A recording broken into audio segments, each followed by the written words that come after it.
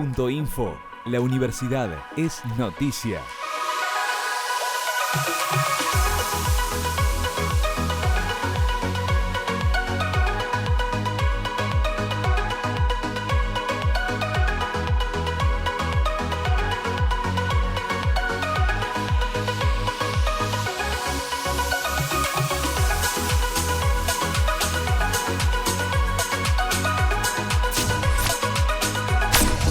Los artistas Chiacho y Giannoni exponen su muestra Los Guardianes de lo Sagrado en el Museo de Arte Contemporáneo. Nos estamos dando un gusto los santafesinos y especialmente en este museo, porque Chiacho y Giannoni son una firma conocida, no solo en nuestro país, sino que son requeridos internacionalmente. Inmediatamente que se inauguró esta muestra, ellos se fueron a París con una muy parecida a esta, con otra variable de obras, pero dentro de las mismas características. Y bueno, luego tienen una en Alemania. Y han ganado un premio importantísimo en Francia también. Así que bueno, realmente son argentinos, contemporáneos y los está requiriendo el mundo. La verdad que es muy importante tenerlos aquí. Ellos han hecho una valoración y un rescate de estas técnicas del bordado, absolutamente tradicionales y en manos de mujeres grandes, que se dedicaban de pronto a hacer trascender estas técnicas de generación en generación, pero no quedaba más que en esa situación de escolaridad, de labores, y de alguna manera denominado un arte menor. Resulta que desde hace más de una década, hace 12 años que Chiacho y Giannoni, que son Leo Chiacho y Daniel Giannoni, han tomado estas técnicas tradicionales, han transformado y le han dado una jerarquía increíble y única dentro del arte contemporáneo. O sea, en este momento el bordado sobre tela, el trabajo textil de aplicación sobre tela, como ellos lo han tomado, tiene un cariz totalmente diferente del que comenzaron, ¿no es cierto?, y del que se conocía. Algo insólito para destacar es que ellos se autodenominan Chiacho y Giannoni, es como una sola firma. Se potencian en el dúo, despersonalizan lo que hacen a nivel individual para hacer un complemento de eso que te decía, que es el espejo del dúo. Es decir, Chiacho y Giannoni es único e indivisible. Es como si fuese una persona la que lo hace. Nadie se va a dar cuenta qué parte hace quién. Hemos extendido esta muestra un poco más de tiempo, hasta el 11 de septiembre, justamente para acompañar a la Bienal de Arte Joven de nuestra universidad. Y desde el museo, que tenga presencia esta muestra. Ustedes fíjense que es una muestra joven, una muestra vital, una muestra colorida, que no se priva de nada. Un investigador nos habla acerca del aprovechamiento de zanahorias de descarte. El proyecto fundamentalmente trata por lo que sería la revalorización de todo lo que es el descarte de zanahoria que se produce en la zona de la costa fundamentalmente, ¿no? ¿Qué es lo que pasa? Por diversos motivos, fundamentalmente por falta de rotación en los cultivos, porque los productores no tienen otra alternativa, empezó a hacerse importante a partir de estos últimos años lo que se llama el descarte. ¿Qué es el descarte? Es toda la zanahoria que se cosecha y no puede llegar al mercado, por razones diversas, que pueden ser por tamaño, fundamentalmente, porque tiene que tener un determinado diámetro y un determinado largo. Y a partir de los últimos años hubo un problema con respecto a un hongo que lo que produce es una deformación de la zanahoria, con lo cual tampoco permite que se pueda ir al mercado. La pregunta es, ¿dónde va todo esto? Bueno, esto se tira, si uno pasa por la zona fundamentalmente la zona de producción, va a ver que a los costados del camino va a haber montañas, pilas de zanahoria. Bueno, nosotros empezamos a trabajar en esto en el año 2013. Una persona, dueño del laboratorio, se acerca a la universidad pidiendo que si la universidad podía de alguna manera tratar de darle una solución a todo esto. En ese momento estamos hablando de un descarte del 30%, para que se tenga una idea, ¿no? O sea que sobre una superficie de de tal vez 1000 hectáreas que se están cosechando de zanahoria.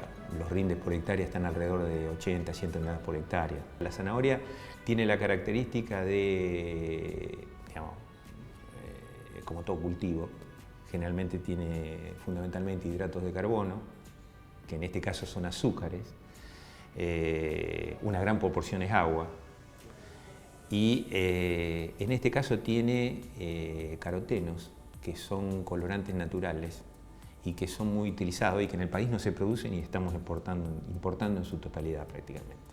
Entonces nosotros apuntamos fundamentalmente a tratar de valorizar justamente lo que la zanahoria tenía. Lo que se tiene por objetivo es hacer una planta que sea capaz de procesar 100 toneladas de zanahoria por día, valorizando justamente lo que decíamos, los azúcares, tratándolos de transformar en un alcohol, o sea, en alcohol etílico, de uso medicinal o de uso en perfumería, y fundamentalmente los carotenos y las fibras que provee la zanahoria.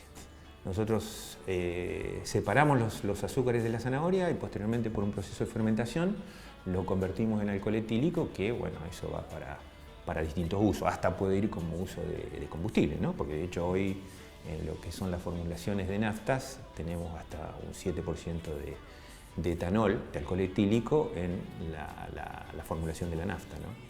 Estamos hablando de que estamos produciendo 3 productos fundamentalmente: el alcohol etílico, los carotenos y fundamentalmente las fibras. Las fibras de la zanahoria se caracterizan por tener una capacidad muy importante de absorber agua y grasas, con lo cual se utilizan como liga para, digamos, fabricación de chacinados.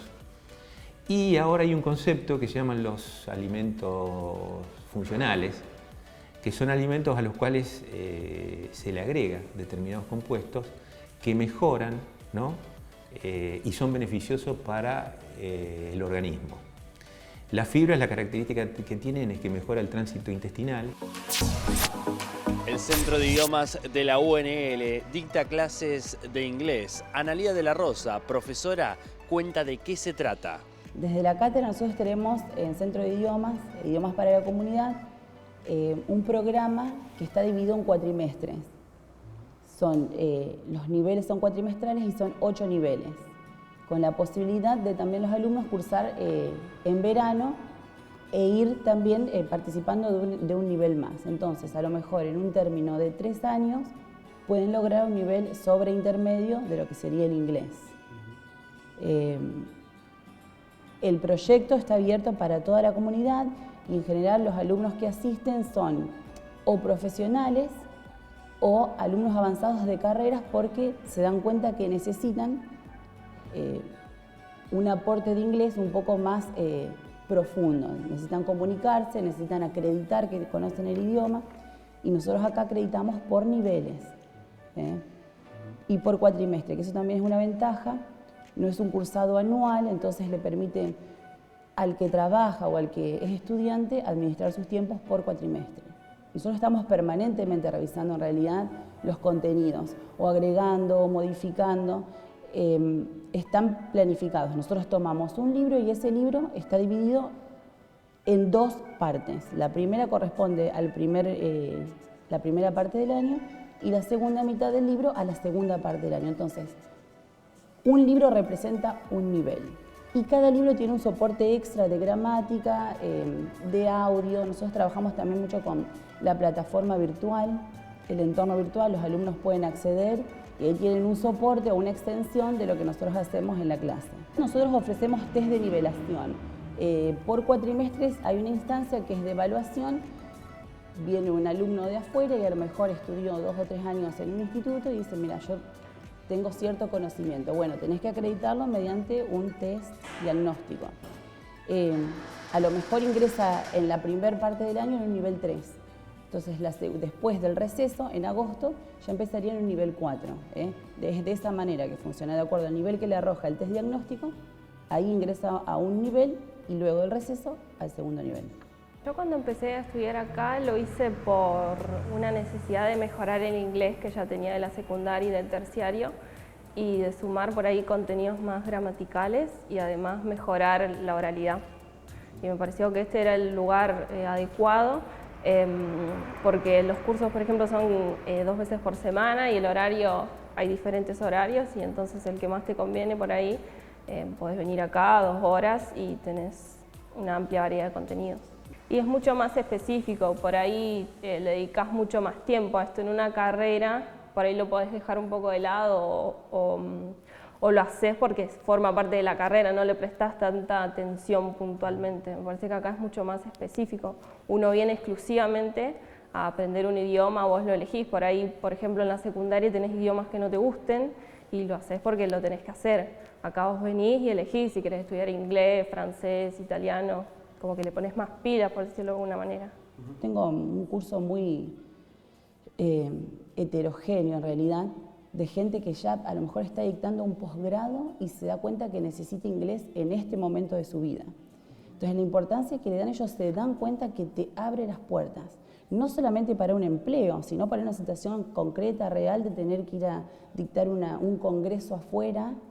Nosotros ofrecemos inglés para ciencias médicas también.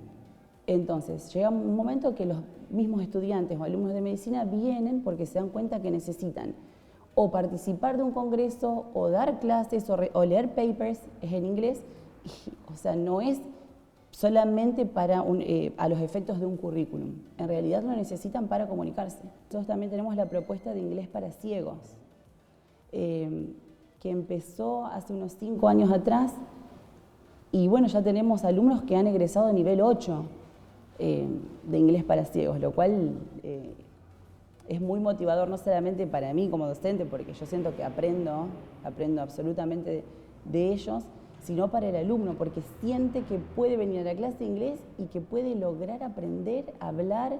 Es realmente a mí me emociona mucho dictar la clase de inglés para ciegos, porque veo del esfuerzo y del avance de esos alumnos que vienen con todas las expectativas. Daniel Vítolo estuvo en la Facultad de Ciencias Jurídicas de la UNL y reflexionó acerca del nuevo Código Civil y Comercial de la Nación. Bueno, primera mirada del código. Yo no necesito, para nacer como persona jurídica o como sujeto diferente, una autorización del Estado. Yo tengo la posibilidad de hacer nacer un sujeto de derecho por la sola voluntad propia, en algunos casos, o reuniéndome con otras personas. Ahora, claro, para determinadas actividades necesito una autorización, pero no para nacer como sujeto, sino que necesito autorización para actuar. Una asociación civil, una fundación necesitan una autorización del Estado, de la autoridad de Contralor, para poder comenzar a desarrollar su propia actividad. Pero para nacer como tales, tener un propio patrimonio, no lo necesita. Esta es la primera cuestión. La segunda cuestión es que se permite incluso que lo que nosotros llamamos antes entidades de bien común puedan perseguir un fin de lucro. Y esto es un tema de realidad. No lo pueden tener como fin principal, pero pretender que las asociaciones civiles, una asociación mutual, que una asociación civil, como podría ser una clínica, un sindicato, lo que fuera, o un club de fútbol, no puedan perseguir un fin de lucro, es absurdo, porque lo perseguían. La realidad indicaba que lo perseguían. ¿Cuál era la diferencia entre las sociedades, y que sigue siendo hoy, y las asociaciones civiles, por ejemplo? Es que la gente dice, bueno, no, la asociación civil no persigue fin de lucro y la sociedad sí. Mentira. Las asociaciones civiles perseguían fines de lucro.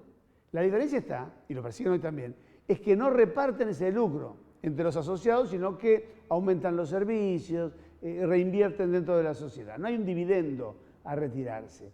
Pero, ¿qué pensamos nosotros? Que los clubes de fútbol, fíjense todo el problema que hay en la AFA hoy, el dinero que manejan, ¿qué es? A fondo perdido.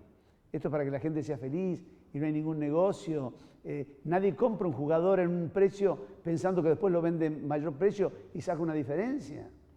Nadie invierte en la formación de un jugador sin pensar que va a tener aquellos derechos de formación que va a recibir cuando el jugador sea vendido en el futuro. No es verdad. Entonces, lo que viene a hacer el código dice, bueno, tienen esta libertad para hacerlo. Mientras no vayan en contra del interés común, mientras no vayan en contra del interés general, lo pueden hacer. Y está bien, porque finalmente es un ámbito de libertad que se respeta. Y aparte también es importante que haya una regulación sobre esto. Antes no lo teníamos. Solamente teníamos reguladas las sociedades, las asociaciones mutuales, las cooperativas, Pero las asociaciones civiles, que son enormes, piensen, todos los clubes de fútbol son asociaciones civiles. Solamente con el contrato de fútbol para todos manejan 4.000 millones de pesos por año. Miren si tiene una importancia económica. Y sin embargo se decía, no, son meras asociaciones sin fines de lucro, de bien común, de beneficencia. No es verdad. Y no había una regulación, no había una ley de asociaciones civiles. Entonces todo era lo que decía el organismo de control, la jurisprudencia, la doctrina, y había un grado de inseguridad. Hoy hay una reglamentación específica, el código dice qué es una asociación civil, cómo se constituye, qué requisitos tienen, cómo funcionan los órganos, cómo es la responsabilidad, qué pasa si no se inscribe y es una simple asociación, cómo responden los asociados, qué responsabilidad tienen los administradores, qué ocurre, cómo se disuelve, cómo se liquida, a dónde van los bienes o el remanente que quede. Todo esto está incorporado al código y esto me parece a mí que es algo muy positivo. La adaptación va bien porque aparte este código no se puede evaluar en 6 meses. A ver, el código trae reformas que son muy profundas. Imaginemos nosotros, la concepción de la familia es diferente, el tema del régimen de capacidad cambia totalmente, viene esta nueva mirada de la capacidad progresiva del menor, viene el tema de la incorporación de los convenios y convenciones internacionales en materia de derechos humanos a la legislación positiva, que estaba en el bloque de constitucional federal o constitucionalidad federal, pero no estaba volcada o incorporada en normas muchas veces operativas, como son las de un código civil, los cambios en derechos reales, los cambios en el régimen contractual. Es muy difícil que se puedan evaluar en poco tiempo, porque, a ver, yo les pongo un ejemplo. Es verdad que, por ejemplo, en el caso de los menores, cambia el régimen de capacidad. Hoy a los 13 años se tiene una capacidad determinada, a partir de los 16, con la aparición del adolescente, hay otra capacidad también diferenciada, pero lo cierto es que es muy difícil que un adolescente de 17 años, una mañana, porque hay un nuevo código, le diga al padre, bueno, yo ahora voy a ejercer un derecho de veto si salgo o no salgo del país con ustedes de vacaciones. No va a pasar esto, porque ha sido educado de una manera, ha sido formado de una manera. De hecho, fíjense, sale una norma sobre la posibilidad de elegir en un régimen patrimonial del matrimonio. Si ustedes hacen las consultas con los registros civiles, la gran mayoría de los matrimonios que se están celebrando ahora no están eligiendo el régimen de separación de bienes, sino que van por el régimen tradicional de comunidad de ganancias. Más info en www.unl.edu.ar.